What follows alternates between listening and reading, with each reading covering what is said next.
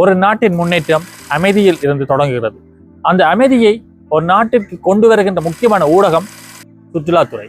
இலங்கையை பொறுத்தவரை 2025ஆம் ஆண்டு 22 லட்சத்துக்கும் அதிகமான சுற்றுலா பயணிகள் இலங்கைக்கு வருகை தந்திருக்கிறார்கள்.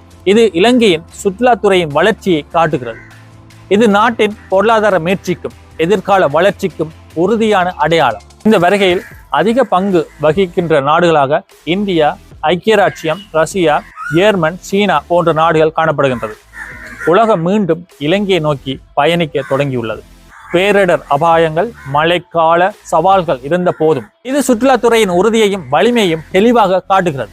30 வருடத்துக்கும் மேலாக உள்நாட்டு யுத்தத்தை அனுபவித்த வடக்கு மாகாணம் யுத்தம் மௌனிக்கப்பட்ட பின்னும் 15 வருடங்கள் ஆகியும் இலங்கையை பொறுத்தவரை வடக்கு மாகாணம் சுற்றுலாத்துறையில் பின்னடைவாகவே காணப்படுகிறது. வடக்கின் இயற்கை அழகு, பாரம்பரியம், கலாச்சாரம், பண்பாடு என்பனவை இந்த உலகிற்கு நாங்கள் காட்ட வேண்டிய அரிய வகை செல்வங்களாகும்.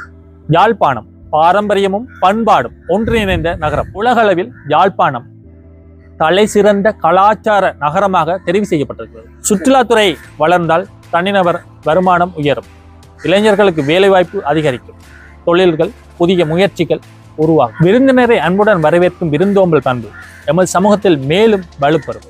எதிர்காலத்தில் பிரதேச செயலகங்கள், மாவட்ட செயலகங்கள், சுற்றுலாத்துறை சார் நிறுவனங்கள் ஒன்றிணைந்து விழிப்புணர்வு பயிற்சி மற்றும் உள்ளூர் மக்களுக்கு வழிகாட்டுதல் வழங்குதல் வேண்டும். சுற்றுலா அபிவிருத்தி ஒரு துறையின் வளர்ச்சி மட்டுமல்ல, ஒரு குடும்பத்தின் முன்னேற்றம், ஒரு மாகாணத்தின் எதிர்காலம், ஒரு நாட்டின் வலிமை. ஆகவே சுற்றுலாத்துறையை அபிவிருத்தி செய்வோம், நாட்டை பலப்படுத்துவோம்.